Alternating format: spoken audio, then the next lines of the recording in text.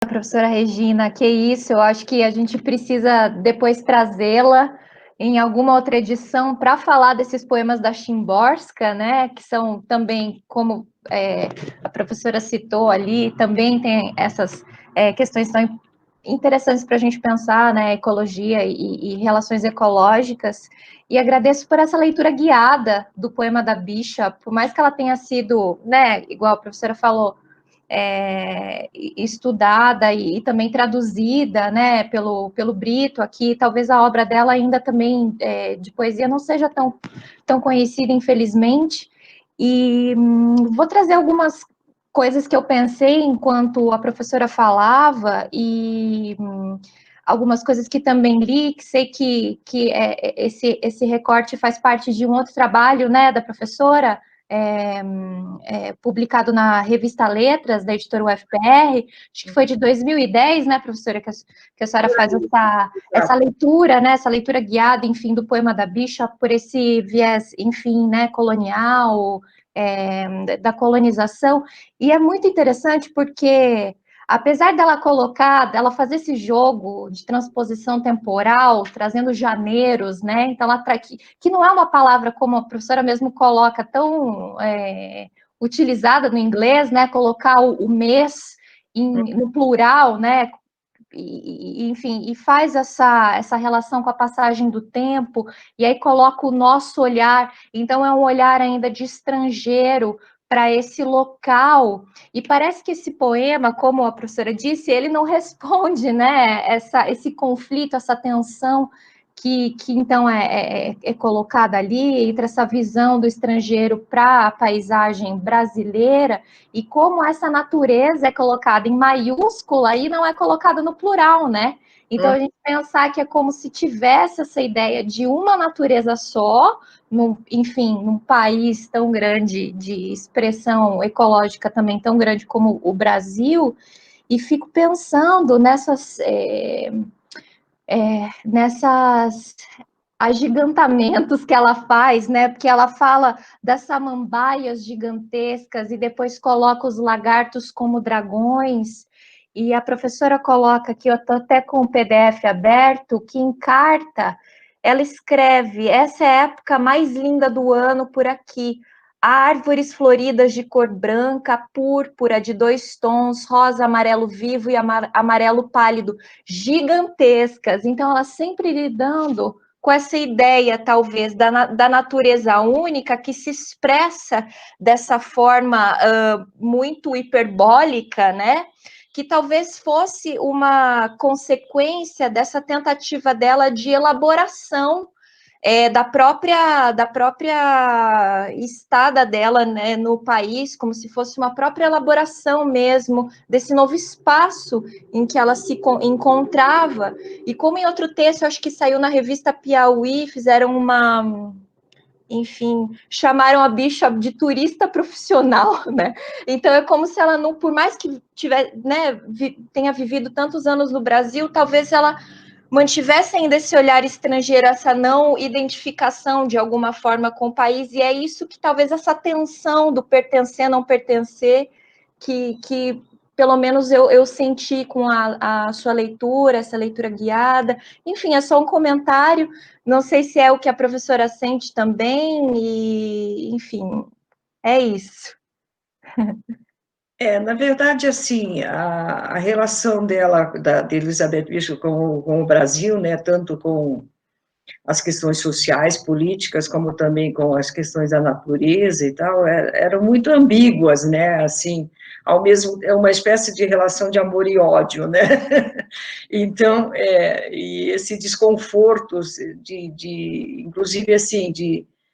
quando ela volta para os Estados Unidos, que começam a considerá-la como uma espécie de especialista em Brasil, né? Ela não queria esse papel, ela dizia, não sei, não posso fazer esse papel, não tenho capacidade de ter esse papel, né?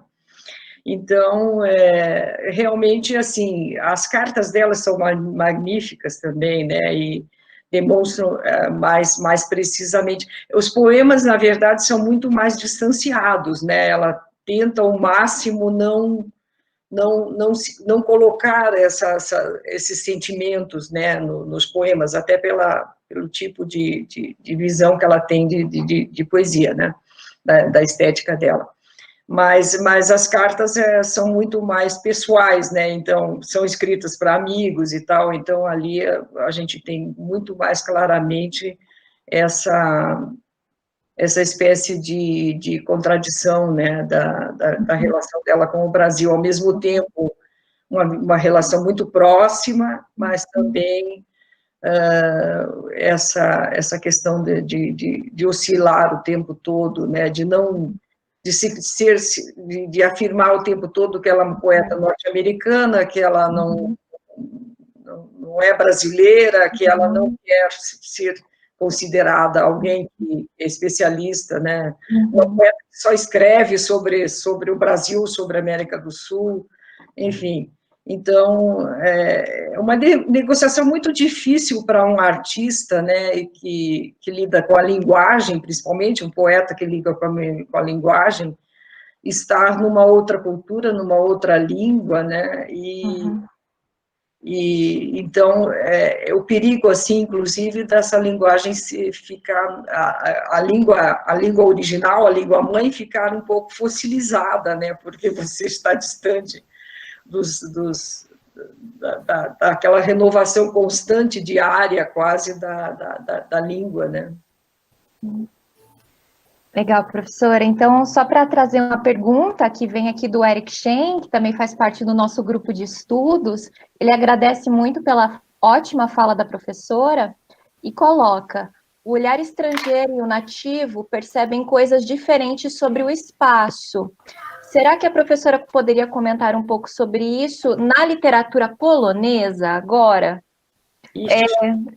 Eu sei que acho que é muito complexo e a gente está com pouco tempo, por isso que eu até comentei da gente fazer uma outra edição, trazendo a professora para comentar disso, mas se a senhora quiser só pontuar muito rapidamente, aí já passamos para a fala do Yuri.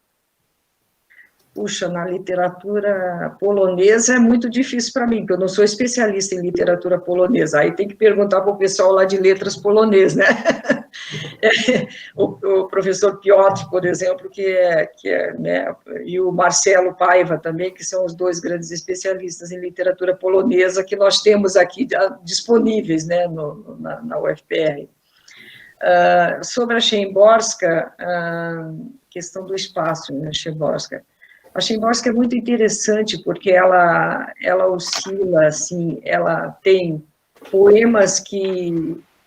abrangem o cosmos, né? Ela é uma macrovisão, né, de galáxias, de estrelas e tal, da nossa situação num espaço que transcende mesmo o espaço terrestre, né? É o próprio cosmos, né, que aparece como na reflexão dela,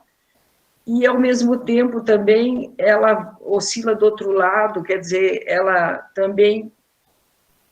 olha com detalhes para o microespaço, por exemplo, poemas sobre esses seres invisíveis, como os micróbios, agora, muito a propósito da pandemia, né, um poema da Szymborska que tem a ver justamente com esses seres invisíveis que decidem sobre a nossa vida e sobre a nossa morte, né? Então, esse jogo entre o macrocosmo e o microcosmo é muito interessante, né? Essa capacidade, na verdade, de filosofar sobre esse espaço no qual vivemos, dentro de uma perspectiva tão ampla como o cosmo, e numa perspectiva tão minúscula como, por exemplo, esses, né, os micróbios, os vírus, enfim, né? Então, tudo isso faz parte desse escopo enorme que ela tem na sua poesia. Legal, professora. No nosso canal também a gente tem a participação da professora Rita Oliveira, da UFAM, que inclusive estará conosco no nosso último sábado da semana que vem. Ela também faz essas perguntas sobre esses modos de pensar o Brasil na modernidade, enfim, mas eu acho que a gente pode seguir, porque são também questões complexas, e infelizmente, por conta do tempo, a gente precisa já iniciar, mas convido a professora Regina, e claro, a todos que estão aqui, de já prestigiar a fala da professora Rita na semana que vem, talvez esse diálogo possa ser, enfim, estendido por ali, né? E ela vai falar sobre a poética e essa questão que a professora colocou da teia, né? Na poética da Sofia de Mello. Então, acho que vai ser uma fala bastante interessante em que a gente pode, talvez, estender essa prosa. Professora Regina, eu agradeço muitíssimo a sua fala e a sua participação conosco aqui hoje, e, como já disse, fica o convite para a próxima edição. A professora está conosco para falar um pouco sobre o trabalho da Szymborska.